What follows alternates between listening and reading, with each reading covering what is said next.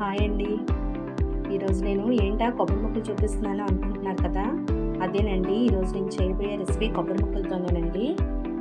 కొబ్బరి ముక్కలతో కూర చేయబోతున్నానండి, శనగపప్పు కాంబినేషన్తో. కొబ్బరి ముక్కలతో కూర ఏంటా అని తీసి పడేయద్దండి, చాలా బాగుంటుంది ఈ కూర. ఎప్పుడైనా మీ ఇంటికి గెస్ట్లు వచ్చినప్పుడు నాన్ వెజ్ పెట్టలేకుండా వెజ్ రెసిపీస్ ఏమైనా చేసి పెట్టినప్పుడు ఈ కూర కూడా మీ మెనూలో యాడ్ చేయండి, చాలా బాగుంటుంది. కొబ్బరి ముక్కలు విత్ శనగపప్పు కర్రీ. ఈ కూరని మీరు ముక్కలతో కాకుండా, ముక్కలు తినలేమో అనుకున్న వాళ్ళు కూరతో కూడా రీప్లేస్ చేసుకోవచ్చండి. దీనికోసం నేను ఇంతేనండి, ఇవే ఇంగ్రీడియంట్స్ వాడుతున్నాను. నా వంటల్లో ప్రత్యేకత అదేనండి. చాలా ఎక్కువ ఇంగ్రీడియంట్స్ ఏం వాడను. తక్కువ మసాలాలతోనే, తక్కువ ఐటమ్స్తోనే చాలా రుచికరమైన వంటలు మీకు కావాలనుకుంటే తప్పకుండా నా ఛానల్ ఫాలో అవ్వండి. దానికోసం నేను ఇదిగోండి ఒకే ఒక ఆనియన్ మీడియం సైజ్ది తరిగి పెట్టుకున్నాను. మెయిన్ ఇంగ్రీడియంట్స్ మనకి కొబ్బరి ముక్కలు, ఇంకా శనగపప్పు. శనగపప్పు అయితే పెద్ద స్పూన్తో 3 స్పూన్స్ శనగపప్పు నేను ఒక గంట ముందు నానబెట్టుకున్నాను. ఇదిగో చూడండి, చాలా కొద్దిగా ఒక 3 వెల్లుల్లి రెప్పలు, చిన్న ఇంచు అల్లం ముక్క అప్పటికప్పుడు అలాగే పచ్చాగా దంచుకొని పెట్టుకున్నాను. ఇప్పుడు ప్రాసెస్లోకి వెళ్ళిపోతాం. ఈ రెసిపీ కోసం నేనైతే ముందుగా స్టవ్ మీద ఒక చిన్న కుక్కర్ పెట్టుకున్నానండి. శనగపప్పుతో చేస్తాం కదా, అందుకని కుక్కర్లో అయితే తొందరగా అయిపోతుంది ఈ కూర. మనకి జస్ట్ 1 or 2 విజిల్స్ వేయించుకుంటే అంతే, కూర రెడీ అయిపోతుంది. ఇప్పుడు ముందుగా మనం స్టవ్ మీద కుక్కర్ పెట్టుకున్నాం కదా, దాంట్లో కొద్దిగా ఫస్ట్ మెంతిపొడి అయితే వేస్తున్నానండి.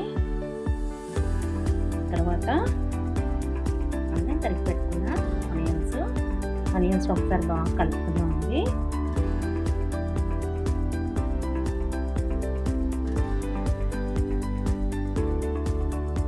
ఆనియన్స్ ఫ్రై అయిపోతున్నాయి కదండి. ఇప్పుడు మనం ఇందులో దంచి పెట్టుకున్న అల్లం వెల్లుల్లి పేస్ట్ కూడా వేస్తున్నానండి. ఓకేనా? ఇప్పుడు వెంటనే ఇందులోనే మనం నానబెట్టి ఉంచుకున్న శనగపప్పు. కొబ్బరి ముక్కలు ఇంకా చిన్నవి కావాలంటే చిన్నవి కూడా కట్ చేసుకోవచ్చండి. నేను కట్ చేసిన సైజులో కాకుండా ఇంకా మీకు చిన్నవి కావాలంటే అలా కూడా కట్ చేసుకోవచ్చు. లేదు, కూరతో కూడా చేసుకోవచ్చు. కొబ్బరి కూర వేసుకొని మన ఏదైనా హోటల్కి వెళ్ళినప్పుడు అప్పుడప్పుడు మనకు సర్వ్ చేస్తుంటారండి అక్కడక్కడ కొన్ని ఏరియాస్లో. బాగుంటుంది కూర. చాలా మంది ఆశ్చర్యపడచ్చు కొబ్బరి ముక్కలతో కూర ఏంటా అని. కానీ ఈ రెసిపీని ఒక్కసారి ట్రై చేస్తే మీకే అర్థమవుతుంది ఎంత రుచికరంగా ఉంటుందో. చాలా సింపుల్ కూడా.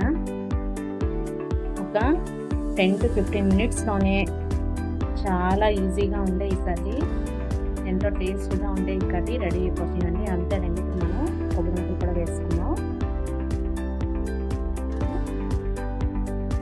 ఇంట్లోనే కొద్దిగా పసుపు, ఉప్పు, కారం కూడా యాడ్ చేసుకున్నామండి.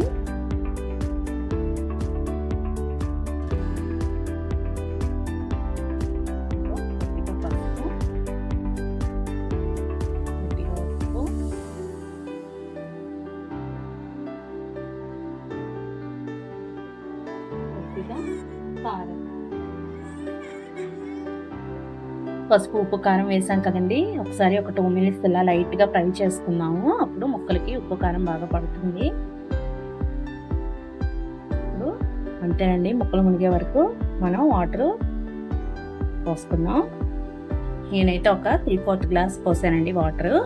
శనగపప్పు మరి మ్యాష్ అయిపోతే బాగుండదండి, బాగా కుక్ అయిపోతే. ఇది జస్ట్ మీడియం ఫ్లేమ్లో 1 or 2 విజిల్స్ వస్తే సరిపోతుందండి, మన కర్రీ రెడీ అయిపోతుంది.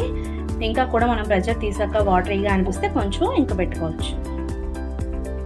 ఇప్పుడు మనం లిడ్ క్లోజ్ చేసుకుందామండి. ఇప్పుడు 1 or 2 విజిల్స్ మీడియం ఫ్లేమ్ మీద రానిద్దాం. 1 or 2 విజిల్స్ రానిద్దామండి. ఒకవేళ మీరు కనుక హై ఫ్లేమ్లో ఉన్నట్లయితే విజిల్స్ మనకు వెంటనే వస్తాయి కదండి, అప్పుడైతే ఒక 3 or 4 విజిల్స్ రావచ్చు.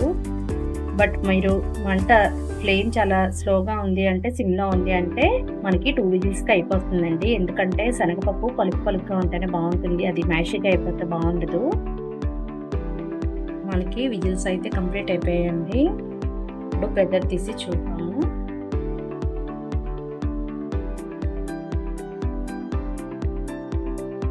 కర్రీ అయితే ఈ విధంగా వచ్చిందండి. మనకి ఈ కర్రీ అనేది ఇంకొంచెం దగ్గర పడితే బాగుంటుందండి. సో నేను ఒకసారి స్టవ్ ఆన్ చేసుకొని ఇంకొంచెం దగ్గరకు చేసుకొని డిష్ అవుట్ చేసుకోవడమేనండి. ఒకవేళ ఉప్పు కారాలు ఏమైనా తక్కువ అయితే ఈ టైంలోనే మనం అడ్జస్ట్ చేసుకోవచ్చు.